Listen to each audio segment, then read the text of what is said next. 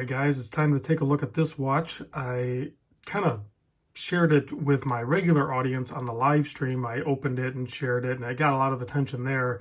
I've also done an Instagram post of it, and it got a lot of attention there as well. And I think part of the attention is that brilliant blue, electric blue dial. On top of the fact that it's a GMT diver, which many people gravitate towards. And there's more to it, even beyond that, maybe that people don't realize. But this is the Viqueria. I'm not sure if I'm going to say this right. This is an Italian design. It's an Italian company. So a lot of these words, I just straight up, I'm not going to pronounce correctly. So it's Maestrale. And so this is their 500-meter Swiss-made titanium diver GMT watch. So let's just take a closer look at it. We'll start off with the case size, of course. It is a 42 millimeter case, excluding both the crowns and the crown guards and this actual limited edition numbered side plaque here, which is kind of cool, screwed onto the side. This is, of course, a prototype, so it's 00 of 500. There are going to be 500 made in the Kickstarter campaign, and they will all be individually numbered. You guys know I'm a huge fan of that. That gives it just that little extra special authenticity type thing that a lot of us like to capture when we're buying special watches. So being a 500-meter water resistant watch, it's going to be a little bit thicker. It's 14.5 millimeter thick, and that's, you know, they have to build it up a little bit so it can be that water resistance. The lug to lug, I think on their website, I'll put a link in the description with whatever information I can provide, is about 51, but that's like all the way to the tips here, and you can see it kind of like flares out. It's like on an angle. So if you were to draw that into like where you optically see the lug tip to lug tip, it's closer to like 50.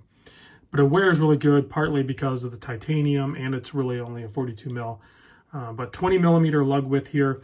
And then in the campaign, you're going to get a full titanium bracelet similar to this one. There'll be some other changes to it as well, but you're also going to get a really nice silicone strap for it too, you know, for a diving strap. And I'm pretty sure, yeah, this one, I mean, this is like a standard clasp. It's not going to have this clasp. It's going to have something a little bit better. So you have to keep an eye on the campaign, which should be coming out really soon. So I think timing was critical on getting this video out so you guys can see the watch, at least this prototype, so you can get a better understanding of what the product looks like. So it is, let's see, grade 2 titanium. So you're going to have the lightweight feel of it, and a little bit of a gray look to it. Although with the grade 2, when you brush it up like that, it has a similar look to stainless steel almost, but with a hint of that titanium gray. I kind of like it. Oversized screw down crown, nice 120 click bezel action. It is unidirectional.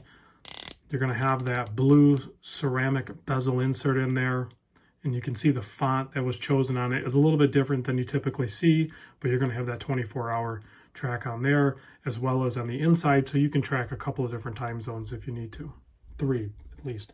So C3 lume on the applied indices and all that. We'll do the lume shot at the end. So you can see the GMT hand there. It's got a red arrow tip on it that's pointing towards that inner track there with the additional 24-hour track.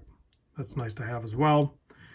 And the movement is something that you don't hear a ton about, but whether you realize it or not, there's actually quite a few watches using it more and more, especially with the scarcity of, say, like the ETA 2893, which this movement is very similar to.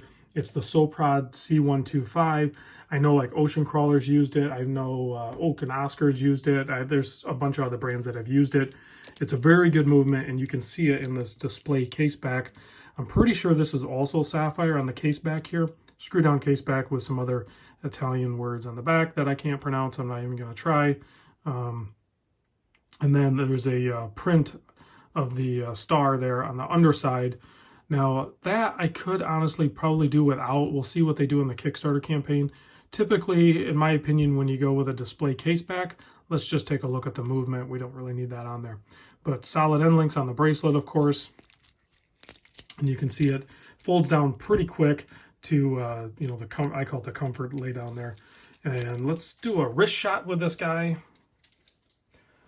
I was wearing it earlier, and I have to say, titanium watches are just my thing. I love titanium watches. They have a variety of different weights with them depending on the size of the watch. This one, when you first get it, it has a nice solid feel, almost like it is stainless steel, but like it's just a little too light to be stainless steel. So it's not crazy light like you would see a lot of titanium watches, but it's definitely on the lighter side of things for how large the watch is. And that electric blue is just so polarizing. Like you just instantly gravitate towards looking at it and looking at the watch instead of actually looking for the time. It's one of those watches where you're gonna probably do that. You're gonna look down to check the time, and then you're gonna look away, and then you're gonna be like, oh yeah, I don't know what time it is. So then you gotta look again. That happens to us often with us regular watch guys. You guys know what I'm talking about. So we can take a closer look at the dial here so you get an idea of what's going on here. Like I said, this is a prototype, so if you see any major flaws or anything like that, those will all be sorted out once they get going on there. So it is a date watch as well, so you have the date wheel over there at the 3 o'clock, but you can see just a beautiful electric blue color to this thing. All right, guys, let's do that lume shot, and you guys can let me know down in the comments what you think.